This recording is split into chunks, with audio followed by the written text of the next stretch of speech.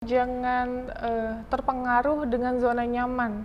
Karena jujur waktu aku jadi pramugari 8 tahun itu adalah zona nyaman di mana pekerjaan yang sangat enak banget ya.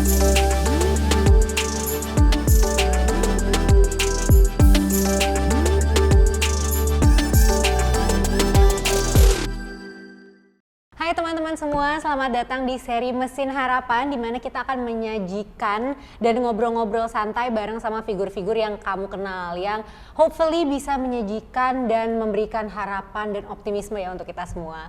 Bareng aku Dania Najmi, hari ini kita akan ngobrol dengan Kak Pratiwi Novianti yang merupakan content creator yang kerap kali membantu berbagai macam orang, khususnya adalah ODGJ atau orang dengan gangguan jiwa. Halo Kak, selamat siang. Enaknya aku panggil siapa sih nih biar kita lebih akrab. Novi aja. Kak Novi, oke. Kak Novi apa kabar? Sehat-sehat terus Kak. Aku lihat nih kayaknya kalau di Instagramnya, di YouTube lagi banyak banget ya visit ke berbagai daerah di Indonesia nih Kak. Betul, iya. Kita emang setiap harinya dan setiap bulannya emang selalu memplan untuk ke kota-kota. Jawa Barat, Jawa Tengah, nggak cuma itu sih, kita sampai ke Riau juga, gitu. Oke, apa kabar Abah Ismail yang ada di rumah kamu? Iya. Sehat? Ini favorit netizen ya kayaknya nih Abah Ismail ya? Abah Ismail kebetulan lagi nggak stabil, Kak. Oke. Jadi dia lagi masuk rumah sakit jiwa udah 1 bulan lebih sih, gitu. Kadang kan emang naik turun gitu, tapi keadaannya emang lagi butuh perawatan dulu. Oke.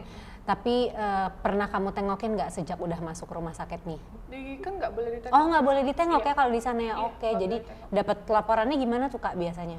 Laporan dari dokter psikolognya mengenai perkembangan Abah, terus apa yang Abah ceritakan di sana, dan Abah kan sempat kondisi sekarang kan patah kaki karena dia lompat dari lantai 2. Oke. Seperti itu. Jadi kondisinya masih belum bisa jalan total tapi berangsur baik. Oke, kita doakan ya semoga cepat sembuh jadi bisa segera masuk ke YouTube lagi nih favorit netizen. Amin. Oke, Kak Novi, jadi kita tuh di Mesin Harapan ini kita ada satu segmen nih sebelum kita mulai gitu. Aku akan memberikan kamu 2 pertanyaan yang harus kamu jawab dengan cepat Oke. dan hopefully tepat ya. Gak usah banyak mikir gitu, yang penting apa yang kamu pikirkan, yang kamu rasakan langsung aja diutarakan ya. Oke. Pertanyaan pertama nih, sebutkan dalam maksimal 5 kata harapan Kak Novi untuk Indonesia. Semoga orang terlantar bisa mendapatkan tempat yang layak. Semoga orang terlantar bisa mendapatkan Oh, tempat lebih ya? yang layak. 8, nggak apa-apa, lebih 3 tapi nggak apa-apa deh, kita kasih bonus aja 3. Oke, harapannya semoga orang terlantar bisa apa tadi? Aduh, nggak lupa. Mendapatkan tempat yang layak yang Mendapatkan semestinya, tempat yang layak yang semestinya. Oke, keren banget. Nah, pertanyaan kedua, kenapa sih hal ini tuh penting banget untuk Kak Novi? Penting banget karena buat aku pribadi, aku nggak mau menyanyiakan hidup cuman untuk diri sendiri, tapi aku pengen banget hidup aku bisa berguna untuk orang lain. Oke. Kenapa sih Kak kalau boleh tahu kamu kok rasanya ingin terus berbagi gitu? Kita lihat kan gitu di Instagram kamu, di YouTube gitu, di berbagai kanal sosial media gitu, kamu banyak sekali ngebantu orang gitu, dan juga kamu mengempower ya orang-orang yang ada di sekitar lingkungan tersebut gitu. Apa sih yang membuat kamu tuh ingin selalu berbagi gitu? Nggak tahu, ini buat aku sih kebahagiaan aku, terus passion aku yang bikin aku bahagia ini. Jadi ketika orang lain bisa senyum dan bisa bahagia, itu yang aku rasakan juga. Oke. Gitu. Aku tuh jadi merasa kurang gitu, pingin bantuin orang terus rasanya. Harus lebih bersyukur sih dalam hidup. Oke, iya benar sih ya, karena kita kalau bersyukur gitu kita jadinya selalu merasa punya kelebihan yang bisa di-share gitu ke orang. Betul. Kali ya. Oke, nah aku tuh penasaran banget deh, apa sih yang membuat Kak Novi tuh awalnya mau banget membantu teman-teman ODGJ dan juga orang terlantar nih gitu. Apa sih yang membuat kamu tuh pertama kalinya sebegitunya nih totalitas banget ngebantu mereka? Oke, jadi awal mulanya aku tuh masih jadi pramugari kan. Aku itu unpaid leave, cuti di luar tanggungan. Oke. Jadi aku sengaja mau banget melakukan kegiatan sosial. Dan Oke. salah satunya waktu itu yayasan ODGJ yang di Tasik.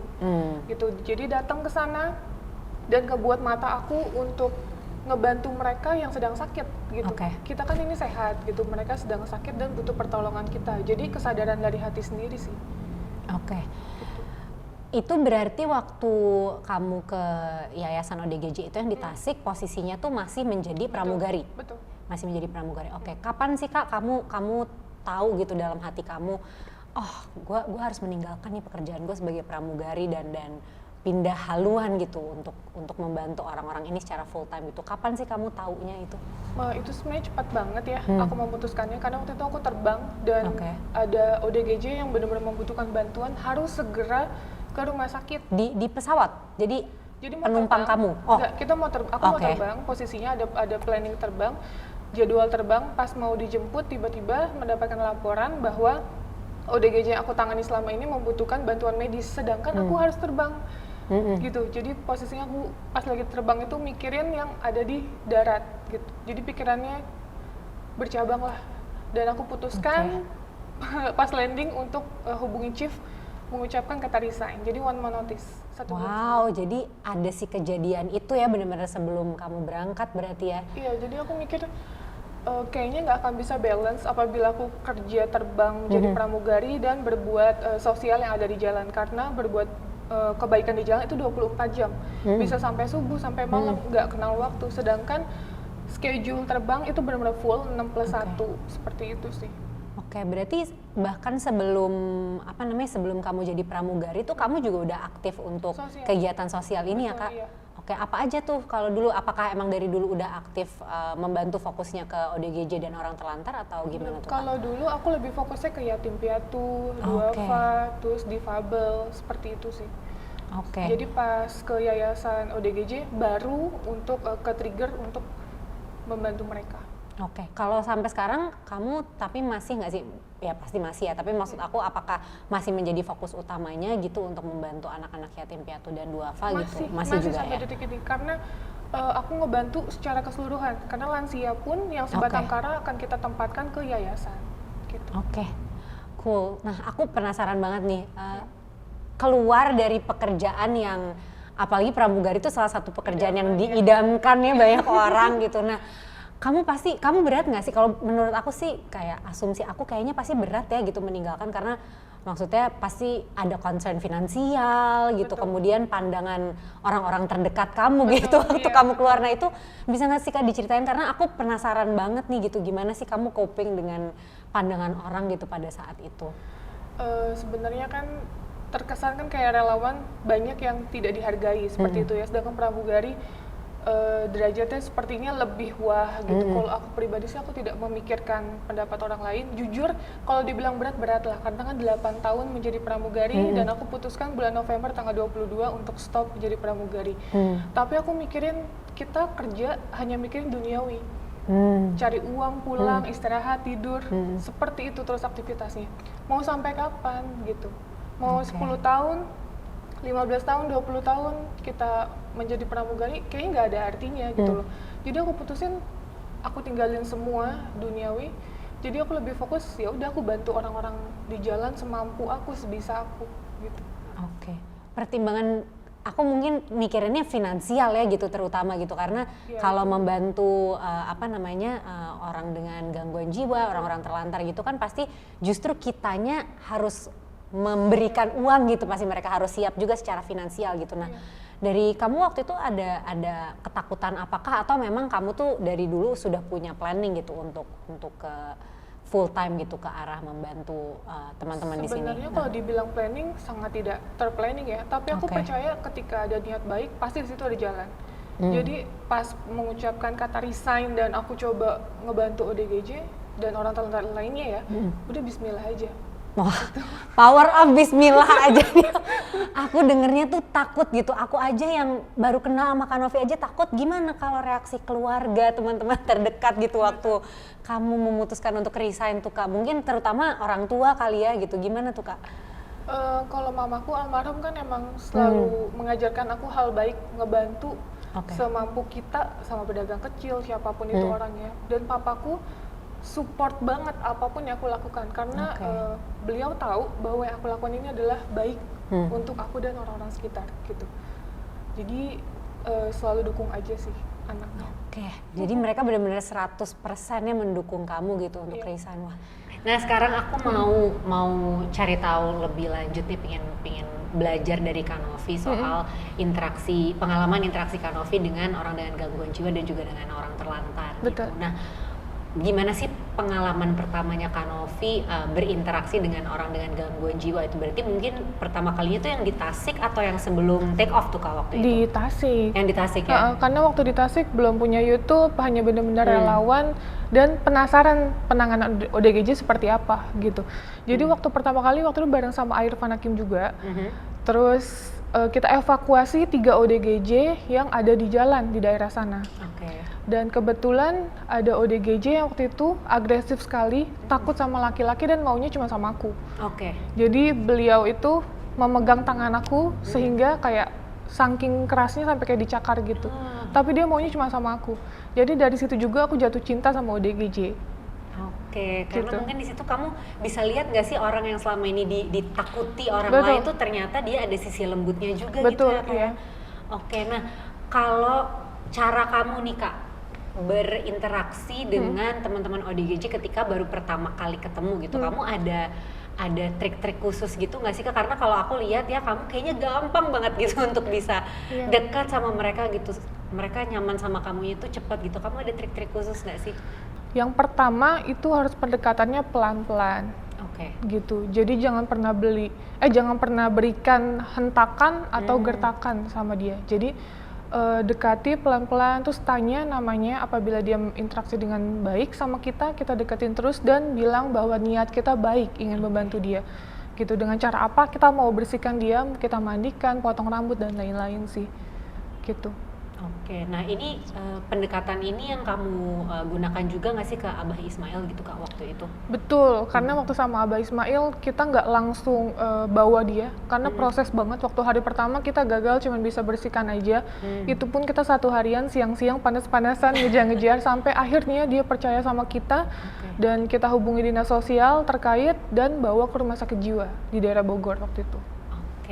Kenapa sih Kak kalau soal Abah Ismail gini bisa sampai kamu Rawat. ajak dia tinggal di rumah kamu gitu dan kamu rawat gitu sampai sekarang gitu? Tadi kamu sempat cerita juga ya gitu keadaannya lagi kurang stabil gitu. Betul. Bahkan kamu bantu gitu. Ada apa sih Kak dengan Abah Ismail nih? Karena buat aku pribadi, Abah kan udah cukup umur ya, 50-an, dan dia terlantar sudah cukup lama, 20 tahun ada di jalan, dan kondisinya aku rasa dia udah harus istirahat sih. Kebetulan pada saat waktu aku urus dia di rumah sakit jiwa, keluar aku tanya, Abah mau ikut ke rumahku? Dia menjawab mau. Dan setelah ketemu sama keluarganya pun dia lebih memilih tinggal sama aku. Gitu. Jadi udah sempat ketemu keluarganya yang Sudah. lain dulu ya gitu, Sudah. tapi tetap milih tinggal sama Kak Novi. Betul. Jadi udah dikumpulkan adik-adiknya gitu. Nah kalau perjalanan Abah sampai punya YouTube sendiri nih gitu sekarang gitu, itu apa karena suka ikut-ikut kamu juga, dianya juga jadi happy gitu bikin YouTube sendiri, apa gimana tuh Kak? Jadi gini, aku niat bikin YouTube Abah Ismail itu semata-mata hanya mau ngebuat orang yang mempunyai keluarga ODGJ untuk tidak dikucilkan, gitu. Jadi aku Karena Abah dulu dikucilkan sama keluarganya ya Kak? Untuk itu aku sih kurang jelas ya, tapi kan ada sebagian ODGJ yang merasa dia itu aib, dia itu tidak mau diekspos keluarganya sebagai sesuatu yang buruk lah. Sedangkan mereka mempunyai hak asasi manusia yang sama seperti kita.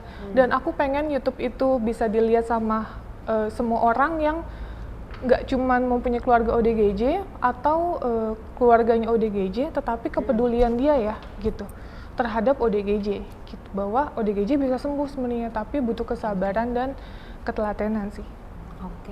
Ada nggak sih Kak pengalaman kamu ketika merawat Abah Ismail gitu di rumah yang mungkin orang lain tuh nggak pernah tahu sebelumnya gitu? Misalnya kayak kalau orang kan lihat Abah Ismail di YouTube misalnya, orangnya yang lebih ya kayak apa yang kita tahu gitu, tapi ada nggak sih sisi-sisi lain dari Abah gitu yang kamu bisa lihat gitu setelah kamu merawat dia di rumah? Banyak banget, Abah humoris banget gitu, tapi terkadang dia juga lebih memilih untuk sendirian di kamar. Aku nggak tahu kenapa, tapi kan kalau kayak gitu nggak bisa dipaksakan ya, gitu. Jadi nggak cuma dia ceria aja, ada sesuatu yang dia mungkin merasa butuh waktu dan butuh sendiri, itu sih. Kalau lagi butuh waktu sendiri, kamu biasanya treatment ke dianya gimana Kak? Aku suruh dia sholat. gitu. Jadi Oke. kadang kalau dia bengong-bengong mendingan baca Al-Quran, ngaji dan lain-lain gitu. Daripada dia bengong nanti mikirinnya yang aneh-aneh, aku lebih ke arahin hal positif gitu. Oke. Menarik banget ya Kak. Jadi kamu kayak bikin sekolah di Iya, rumah sekolah di rumah betul. sama Abah Ismail. Oke. Nah, kalau selain Abah Ismail nih Kak gitu, kamu ada nggak sih pengalaman dengan teman-teman ODGJ lain gitu mungkin yang sangat berkesan juga buat kamu gitu atau menggugah hati kamu banget kayak Abah Ismail sampai mungkin ada kedekatan tersendiri gitu sama mereka dan waktu itu ketemunya di mana? Oh, semua banyak sih ya, karena kan semua ODGJ yang aku tanganin mempunyai cerita dan story masing-masing gitu. Tetapi ada di mana aku menemukan ODGJ dan butuh perjuangan ya. Jadi 20 tahun ODGJ di daerah Jawa Timur terlantar, tidak ada yang peduli, bahkan tinggalnya ya di jalan gitu. Sampai akhirnya aku memutuskan untuk membawa ke rumah sakit jiwa di Bogor. Itu kan perjalanan dong Jawa Timur ke Bogor gitu. Iya.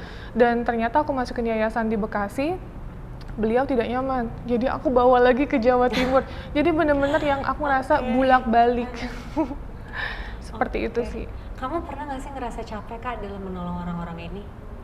Secara fisik sih capek gitu. Terus apalagi kita harus pikiran juga kan, belum ODGJ yang ini selesai, ntar udah masuk 5 orang, ntar belum yang waiting list, ntar berapa lagi gitu.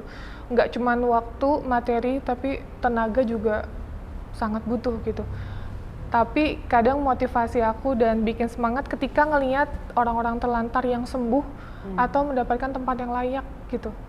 Itu yang bikin aku semangat lagi. Ayo semangat terus gitu. Oke, berarti dari semua orang-orang yang udah kamu bantu nih Kak, berarti ada yang sudah kembali ke keluarganya, terus ada yang masih kamu rawat, sama ada yang kamu kirimkan ke panti atau ke rumah sakit gitu ya Kak? Iya, berarti betul. ya? Oke, tadi kamu sempat mention kalau ada relawan ya Kak? Iya. Itu apakah relawan dari tim kamu atau gimana tuh Kak? Enggak, jadi mereka tuh pada bikin sendiri namanya Sahabat Novi. Jadi ada di semua kota, di Jawa Timur, di Palembang, Pontianak, Makassar, semuanya di setiap kota ada yang melaporkan sama kita. Jadi misalnya aku mau ke Makassar, tiba-tiba ada yang melapor 10 orang, oke aku jalan untuk ke Makassar. Jadi nanti mereka yang bilang lokasi di sini gitu. Oh, wah keren banget ya. Jadi di setiap kota juga ada yang berinisiatif ya Betul. untuk bikin itu. Betul. Oke, nah itu akhirnya ketika ini kan berarti secara organik ya tumbuh ya Iya, apa betul. relawan-relawan ini. Akhirnya kamu manage nggak sih orang-orang ini Kak atau memang oke kamu biarkan aja gitu yang penting mereka membuat laporan gitu misalnya ke dinas sosial gitu. Apa gimana? Enggak sih, biasanya dia ngelapor sama admin kita gitu. Jadi kan takutnya juga suka ada yang bohong ya gitu. Misalnya melaporkan ternyata ceritanya bohong atau enggak benar gitu. Jadi kita benar-benar tanya dulu lokasi dan lain-lain videonya. Apabila benar kita akan datangi gitu. Tetapi kembali lagi yang mau, jadi aku tidak memaksakan. Jadi mungkin ada yang mereka bertahan untuk menjadi relawan, ada yang enggak gitu. Kan namanya juga relawan ya gitu. Dan aku pun hanya minta dalam video itu kayak terserah kalian, dan aku tidak memaksakan. Apabila emang mau bantu untuk ke dinas sosial silakan, tapi jangan nunggu kita untuk datang, karena kita pun pada saat datang itu akan menunggu waktu yang tepat gitu. Oke. Aku terharu banget deh Kak denger cerita relawan-relawan ini gitu, mereka sebegitunya ya mau bantuin teman-teman ODGJ dan juga orang terlantar gitu, dan semuanya atas nama kamu gitu. Betul, Kak. iya. Kamu ada nggak sih pesan-pesan khusus gitu untuk mereka gitu, karena aku kebayang banget, aku aja terharu dengernya apalagi kamu ya yang mereka bantuin. Makanya aku selalu bilang mengucapkan terima kasih itu jelas ya, karena tanpa mereka jujur saya bukan siapa-siapa gitu. Nggak mungkin nih kita yang di Jakarta base-nya terus tiba-tiba dapat info dari Riau atau dapat info dari Palembang mengenai ODGJ yang sangat-sangat membutuhkan keadaannya. Secara fisik mungkin dia luka-luka atau seperti apa, kan kita nggak mungkin kalau tanpa informasi dari relawan gitu. Makanya aku selalu bilang tanpa kalian jujur saya bukan siapa-siapa. Di sini saya hanya relawan jalanan yang ngebantu sesuai dengan kemampuan saya gitu. Makanya tanpa henti mengucapkan terima kasih dengan kerendahan hati. Pokoknya Masya Allah luar biasa banget. Oke, ada nggak sih Kak cerita menarik nih dari teman-teman relawan gitu? Mungkin kamu terima laporan tapi belum bisa atau belum ada kesempatan gitu untuk ke daerah itu dan akhirnya relawan ini jalan sendiri. Ada nggak sih Kak Ada. pengalaman kayak gitu? Ada, jadi kayak misalnya dia nanya dalam bulan ini kita target kemana gitu. Misalnya ODGJ kondisinya atau lansianya kondisinya benar-benar memprihatinkan dan tidak bisa menunggu lagi. Jadi aku biasa arahin untuk hubungi dinas sosial, nanti aku kasih nomor teleponnya, atau hubungi siapa, yayasan atau panti jompo, siapapun itu lakukan walaupun tanpa aku. Aku selalu bilang gitu. Oke, dan udah sering terjadi berarti Udah sering advokasi terjadi. mandiri mereka Iya. gitu ya? Oke. Karena kita komunikasinya juga jalan ya gitu Oke. sama para relawannya. Oke, ada kayak grup WhatsApp atau grup Ada. Facebooknya gitu ya Ada, Kak berarti iya. ya kalau nggak salah ada di Facebook ya? Iya betul. Dan ada. itu tempat berbagi informasinya di situ. Iya. Oke, kamu terjauh pernah nyamperin relawan-relawan ini kemana Kak? Ke Riau. Ke Riau. 3 hari 3 malam. 3 hari 3 malam. Naik mobil. Oh, dari Jakarta naik mobil? Iya naik mobil. Nggak berhenti-berhenti tuh Kak di mana-mana? Iya kita kan pertama Lampung dulu. Lampung. Iya betul Lampung dulu. Terus Jambi, Palembang, baru Riau. Oh, dan itu semua dalam 3 hari ya? Iya. Bantu berapa banyak orang tuh Kak di saat itu? Sekitar 20 atau 30-an. 20 orang. Iya. Wah, Jadi setiap di jalan nih kita ketemu berhenti dulu. Nanti kita lakuin semampu kita telepon dinsos. Nanti dinsos selesai jalan kita tinggal terjalan lagi kemana gitu. oke, jadi ibaratnya Kak Novi kayak jembatan ya gitu sebenarnya Betul. ya gitu dari orang-orang yang membutuhkan ini ke dinas-dinas terkait. Oke, nah mungkin sebelum aku masuk ke pembahasan yang lain nih, ada nggak sih daerah-daerah yang pingin banget nih Kak Novi datengin gitu karena mungkin sering dapat laporan dari teman-teman tapi belum kesampaian ke sana. Pengen banget NTT. NTT, kenapa tuh Kak? Banyak banget yang membutuhkan di sana. Oke. Tapi terkendala akses dan jarak tempuh yang sangat jauh.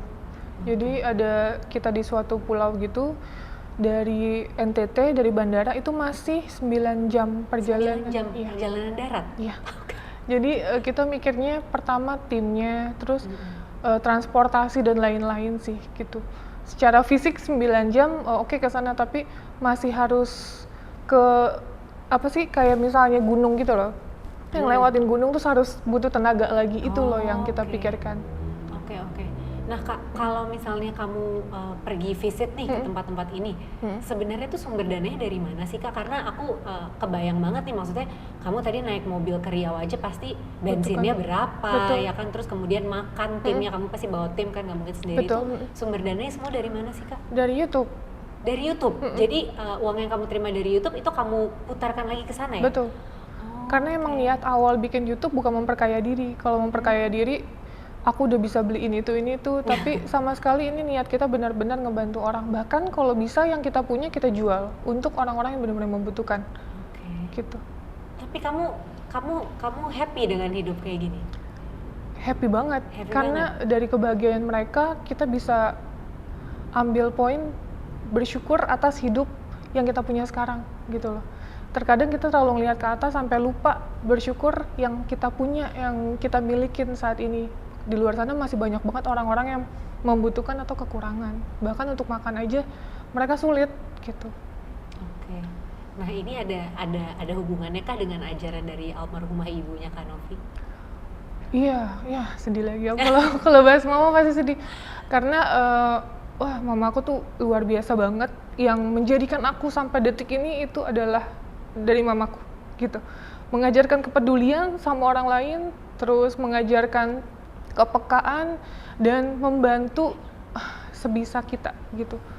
Malah kalau bisa mama melakukan sesuatu yang kayak misalnya mamaku punya uang 100.000, pada saat orang yang membutuhkan bantuan dikasih 100.000-100.000-nya.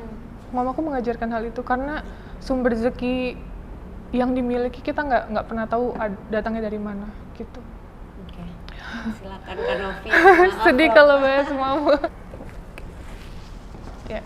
Oke, wah aku jadi paham sih maksudnya kenapa Kak Novi menjadi orang yang seperti ini sekarang juga pasti juga karena ajaran dari almarhumah ibunya Kak Novi ya gitu. Betul. Dan semoga apa yang Kak Novi kerjakan sekarang gitu bisa bermanfaat untuk orang lain dan juga dapat bermanfaat itu untuk ibu di Iya, sana ya. betul Kak. Jadi aku kadang kalau misalnya melakukan sesuatu di dunia ini, aku selalu niatkan untuk mama.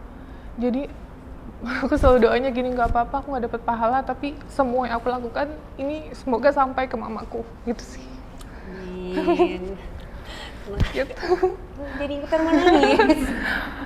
Iya, Aduh. gitu.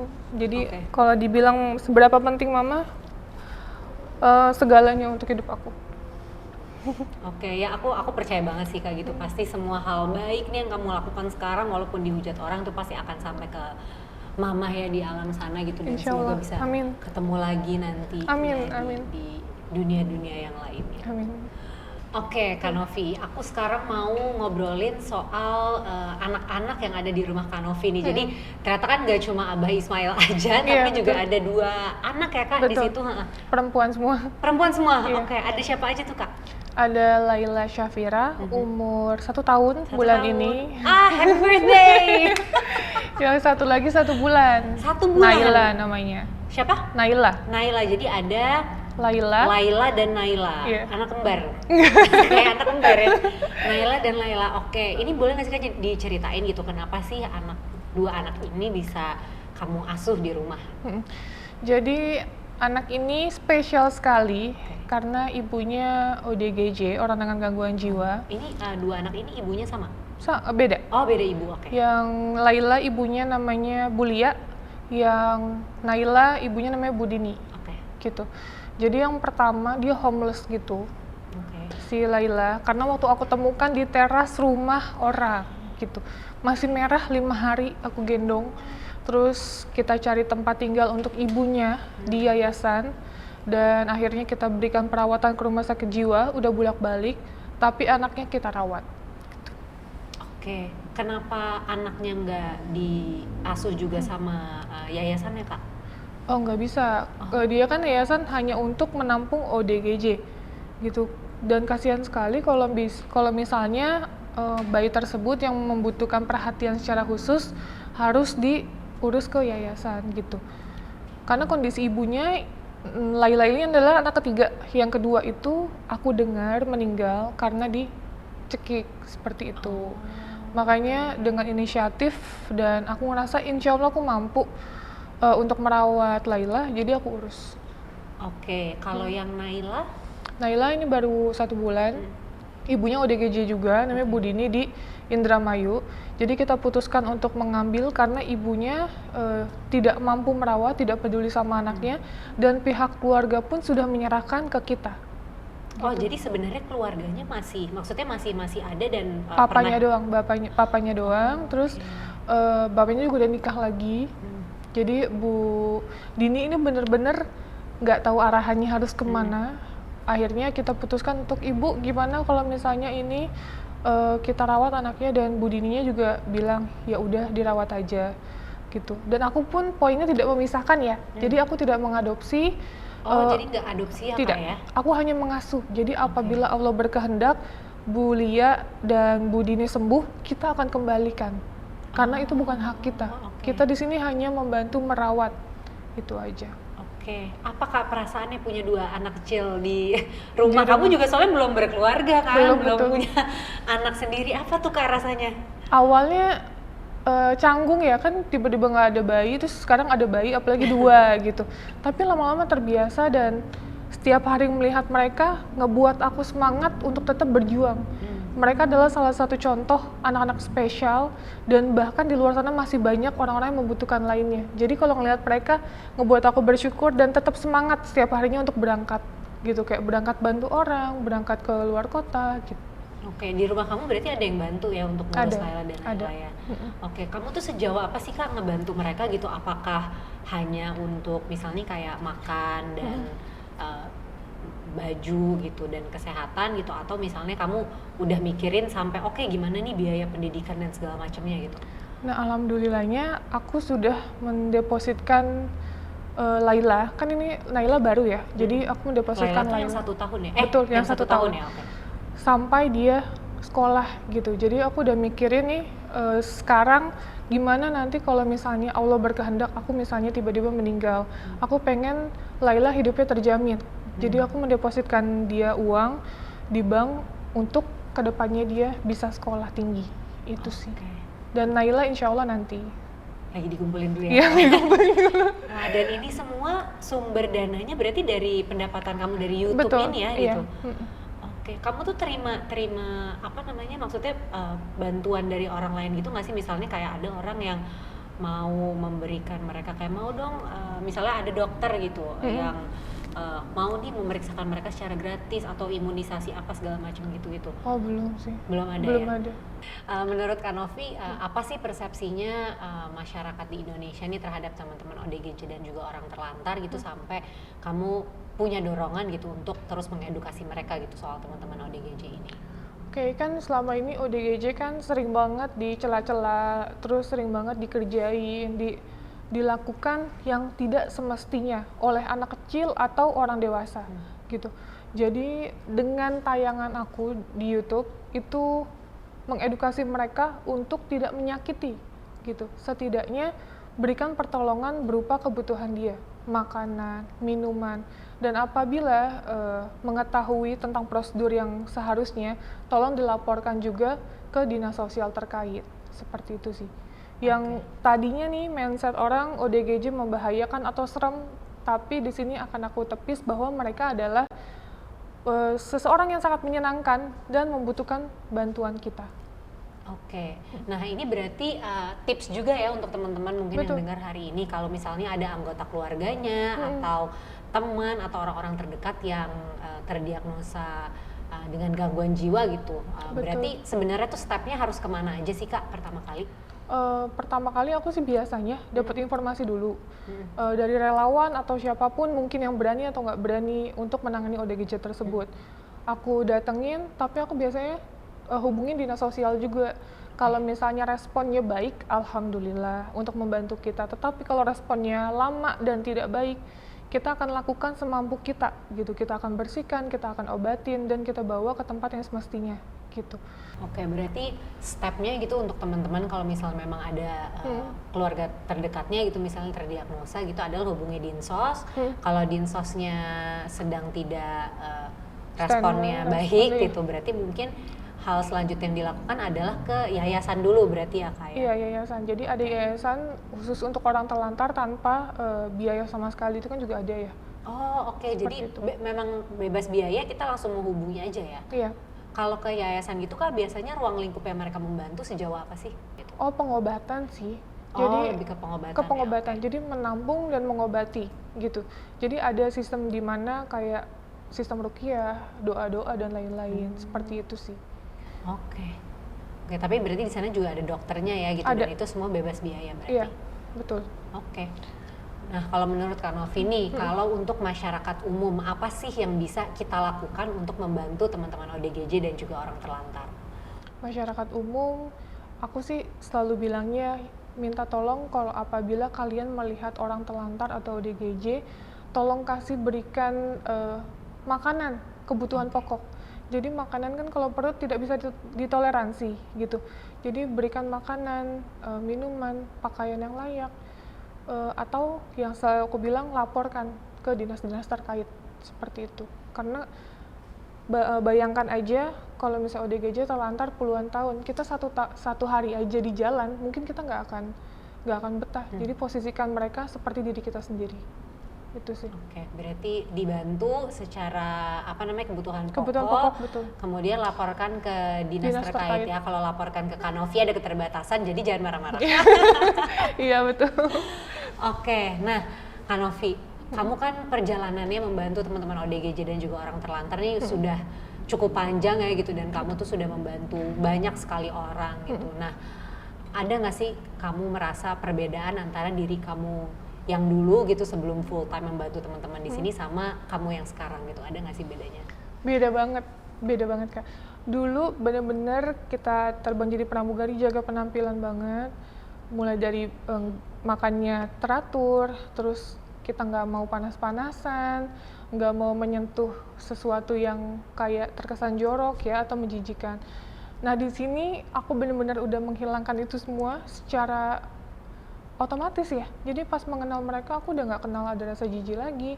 Udah terserah mau panas-panasan hitam, kulitnya nggak kerawat, rambutnya nggak kerawat, udah. Tapi kamu tetap cantik loh Kak, ini aku agak iri nih sebenarnya. Kayak gitu Kak, karena bener-bener kita kan 1 kali 24 jam bisa Iya. dibilang di jalan gitu. Jadi mau seharian kita udah lepek, sepertinya aku udah nggak mikir penampilan lagi. Seenggaknya mereka terbantu, udah itu aja. Oke, jadi kamu juga ada rasa lebih apa namanya rendah Kepuasan hati tersendiri. juga ya gitu ya sekarang ya. Oke. Nah, dan kalau menurut Kak Novi nih gitu, kamu kan sudah melewati berbagai apa namanya loncatan kehidupan gitu yang tadinya lebih nyaman gitu dengan pekerjaan di AC, uangnya banyak mungkin ya gitu sampai sekarang terus berubah haluan di membantu teman-teman gitu yang pastinya berbeda sekali gitu dan itu adalah keputusan besar ya gitu dan aku yakin banget pasti ada banyak teman-teman di sini dan ya aku juga gitu ya gitu kalau kita mau ambil keputusan besar tuh pasti takut gitu ada takutnya karena ya namanya juga ketidakpastian ya pasti takut gitu. Nah, ada nggak sih tips dari kamu nih sebagai orang yang langsung bisa mengambil keputusan besar dengan berani? Kalau aku jangan terpengaruh dengan zona nyaman. Karena jujur waktu aku jadi pramugari 8 tahun itu adalah zona nyaman di mana pekerjaan yang sangat enak banget ya. Maksudnya kita terbang, pulang, dapat uang setiap bulannya dan itu nominalnya sangat lumayan gitu, bukan lumayan, sangat bersyukur banget aku. Dan apa ya, aku ngerasa tapi ada sisi buruknya. Tidak pernah bersyukur apa yang aku punya saat itu. Jadi harus kayak apa-apa barang branded dan lain-lain gitu. Jadi kalau buat aku harus memutuskan dengan cepat dan tepat gitu. Bahwa yang kita pilih insya Allah akan dapat jalan yang terbaik gitu. Dan harus berani mencoba sesuatu hal yang baru. Karena kita mikirnya gini, umur nggak ada yang tahu, kalau bukan sekarang mau kapan lagi gitu. Kita mau nunggu tahun depan, belum tentu umur tahun depan kita masih ada. Itu aja sih. Oke, bener banget sih itu. Ya harus lakukan sesegera mungkin dan jangan takut ya karena itu dia umur gak ada yang tahu. Iya, umur nggak ada yang tahu. Nah, Kak Novi, selanjutnya nih, kamu kan ada bikin campaign ya gitu di aplikasi Kita Bisa gitu. Nah, di aplikasi Kita Bisa tuh orang bisa menuliskan doa-doanya untuk Kak Novi dan juga untuk teman-teman ODGJ dan orang terlantar yang mereka bantu. Nah, aku mau nih minta Kak Novi untuk bacain doa-doa itu dan aku pengen lihat nih reaksi kamu gitu. Gimana sih membaca pesan-pesan itu gitu. Silakan Kak. Oke. Ada doa-doa apa? Amal ini saya tunjukkan untuk almarhumah ibu saya. Semoga Allah mengampuni seluruh dosa ibu saya dan Allah masukkan ibu saya ke surga Allah. Amin, amin, ya rabbal alamin. Itu kayak mamaku ya. Iya, diniatkannya membantu orang juga untuk almarhumah ibu ya. Aku paling senang nih kalau misalnya ada anak yang mendoakan ibu. Walaupun suka ada yang bilang kan kasih sayang anak tuh belum tentu sebesar ibu. Tapi aku percaya banyak anak-anak di luar sana yang Masya Allah luar biasa berbakti sama orang tuanya sampai akhir hayat.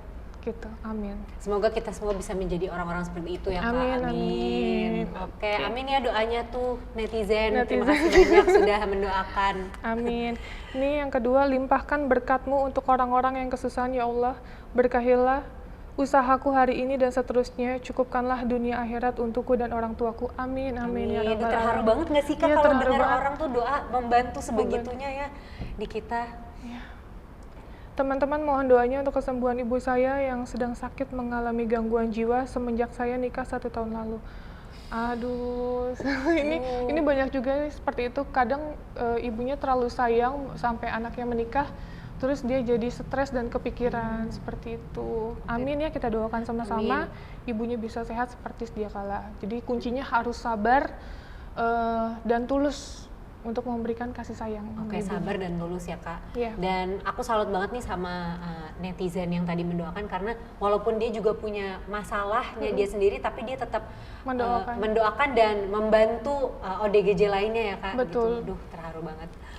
Oke, selanjutnya semoga kita diberikan kesehatan, umur panjang dan barokah, keturunan yang soleh, kemudahan dalam urusan dan hilangkan rasa was-was dari hati. Amin. Itu doanya bagus banget Iya, deh. bagus Saya tuh. colongnya buat jadi ini ucapan ulang tahun mungkin. Iya. Dan next, semoga segala usaha baik Novi dan tim diberikan perlindungan dan kemudahan. God bless. Amin. Amin. Sehat ya terus rabbal ya alamin. pokoknya ya. Ini aku kadang kalau misalnya di vlog aku suka bilangnya gini, semoga kalian mendoakan aku diberikan kelancaran karena kan kita ini misi baik ya, terkadang ada halangan di jalan seperti itu, yang menghalangi juga banyak. Apa tuh Kak kalau boleh tahu yang menghalangi? Jadi kadang kalau kita berbuat baik, tiba-tiba orang yang nge-cut, ini ada apa, sok-sok jadi pahlawan kesiangan itu sering banget, iya. Karena Jadi, kita niatnya membantu niatnya ya. membantu, seperti itu. Oke, semoga lancar terus, kita amini doanya ya. Amin, amin. Oke. Oke, selanjutnya. Semoga saya bisa lulus tahun ini ya Allah, dan rekan saya di negeri Paman Sam dipermudah dalam menimba ilmu. Amin. Jadi semoga yang masih sekolah diberikan lulus dengan nilai yang bagus ya dan memuaskan. Dan ilmu yang didapatkan digunakannya untuk kebaikan, ya pastinya ya. Betul, amin. Oke, bismillah, perjuangan Mbak Novi selalu mendapatkan kebaikan dan ridho Allah dalam membantu banyak orang. Mudah-mudahan selalu diberikan kekuatan. Amin. Ya, kekuatan tuh juga penting ya. Selain Betul. sabar, kita kalau nggak punya kekuatan sih nggak bisa keluar dari rumah ya. Betul. Gitu. Siap-siap. Kekuatan iman juga. Betul, Maksudnya tetap betul. istiqomah dalam menjalani misi kebaikan ini. Gitu. Betul, amin. Oke, selanjutnya, Tuhan pulihkan saudara-saudara saya secara sempurna. Jika suatu saat nanti saudara membaca ini, cukup selalu ingat kebaikan Tuhan dalam hidupmu ya. God bless you. Amin, amin. Terima Terharu kasih. ya Iya, membacanya. Mereka mendoakan untuk saudara-saudara yang sedang sakit juga, yang berjuang juga, mungkin keluarganya merawat ODGJ. Seperti itu. Oke, selanjutnya.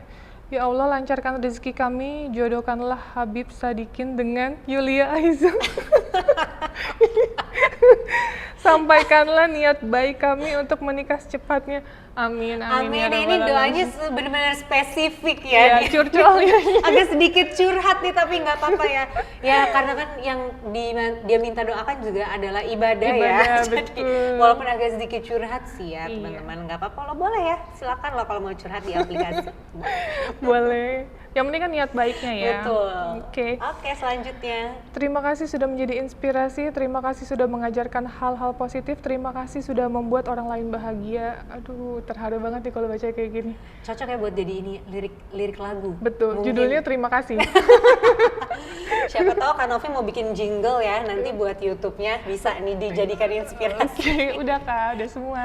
Udah semua. Udah. Oke, gimana Kak perasaan kamu nih membaca, dan ini baru sebagian kecil dari banyaknya doa-doa yang masuk di halaman campaign kamu. Gimana nih Kak kamu perasaannya membaca itu? Perasaannya jujur seneng banget, terharu banget. Mereka mendoakan aku dengan tulus, dengan ikhlas. Aku selalu bilang, aku nggak bisa balas apa-apa, hanya Allah yang balas kebaikan kalian semua. Gitu. Oke, thank you banget nih Kak Novi udah cerita-cerita sama kita, udah memberikan aku khususnya dan mungkin untuk teman-teman lain ya, semoga juga insight-insight baru dan ilmu-ilmu baru gitu. Semoga kita bisa sama-sama ya membantu teman-teman ODGJ dan juga orang terlantar. Gitu. Belajar sama-sama untuk yes. lebih memanusiakan manusia. Yes, betul, amin. Nah, penutup nih Kak Novi, aku mau tahu dong gitu dan mau diceritain gitu. Kamu kan sudah accomplish banyak banget hal ya, udah membantu banyak banget orang, sudah bikin berbagai macam hal juga ya, bikin rumah, bikin ada biaya pendidikan juga dan segala macam gitu. Nah, ada nggak sih sebenarnya harapan atau mimpi-mimpi kamu tuh yang sebenarnya pingin banget gitu kamu realisasikan tapi sampai saat ini belum kesampaian nih Kak? Pengen banget punya yayasan. Pengen punya yayasan? Iya, kenapa pengen tuh Kak? banget. Kenapa? Karena selama ini kita kadang kalau bawa ODGJ kita bingung nih, misalnya yayasan ini penuh, terus yayasan ini penuh, terus sedangkan dinas sosial kurang respon atau kurang ada feedback baik ya untuk kita gitu. Jadi berharapnya punya yayasan yang bisa menampung ODGJ, lansia sebatang kara, yatim piatu, duafa, atau orang-orang lain yang membutuhkan gitu. Oke, kita aminkan bersama-sama ya. Amin. Nah, apa sih langkah Kak Novi selanjutnya nih untuk bisa mewujudkan harapan itu? Untuk langkah saat ini, aku sih jujur masih mencari lokasi gitu, dan mencari juga budget yang pas dengan kita gitu. Mungkin insya Allah kalau Allah berkehendak, aku diberikan kelancaran untuk membuat yayasan gitu. Pokoknya poinnya aku pengen seluruh kota, bisa di seluruh kota dimanapun itu aku siap menampung, itu sih poinnya, insya Allah. Oke, terima kasih banyak Kak Novi atas waktunya ngobrol-ngobrol. Terima kasih banyak hari Kak. ini sama-sama dan Terima juga kasih sudah juga untuk kita bisa. sama-sama dan juga sudah memasukkan ya harapannya ke Mesin Harapan ini gitu. Semoga bisa segera terwujud ya untuk membuat yayasan yang bisa membantu orang lebih banyak. Amin amin ya rabbal alamin. Nah, dari Kak Novi nih mungkin ada sedikit pesan-pesan kah untuk teman-teman di rumah? Oke. Pesan-pesannya untuk kalian yang nonton tayangan ini, aku selalu bilang dan gak capek-capek untuk peduli akan sesama umat manusia. Di jalan, dimanapun itu, kalian harus tergerak hatinya dan berpikir kita nggak tahu namanya umur, tetapi apabila kalian bisa melakukan yang terbaik untuk orang lain, lakukanlah selama Allah memberikan waktu ya, gitu. Terus untuk kalian jangan lupa di-download aplikasinya Kita Bisa untuk membantu saudara-saudara kita yang lain yang membutuhkan di luar sana. Oke, terima kasih banyak Kak Novi atas waktunya siang hari ini. Semoga harapan yang dimasukkan ke Mesin Harapan bisa segera terwujud ya. Ya. Dan untuk teman-teman jangan lupa di-download aplikasi Kita Bisa agar bisa membantu mewujudkan harapan-harapan yang lainnya. Di episode selanjutnya kita akan ngobrol-ngobrol lagi sama orang yang gak kalah keren dari Kak Novi hari ini. Jadi jangan lupa diikuti terus di YouTube channel Kita Bisa. Sampai jumpa.